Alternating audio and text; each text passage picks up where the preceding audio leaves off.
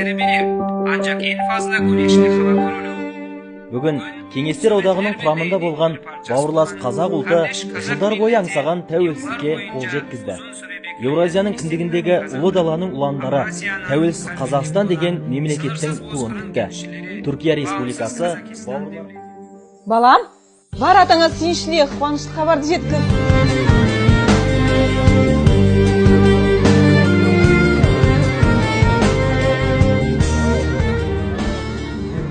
Alakay ata, alakay. Sinçö. Қазақстан тәуелсіздігін алды, ел болдық ата.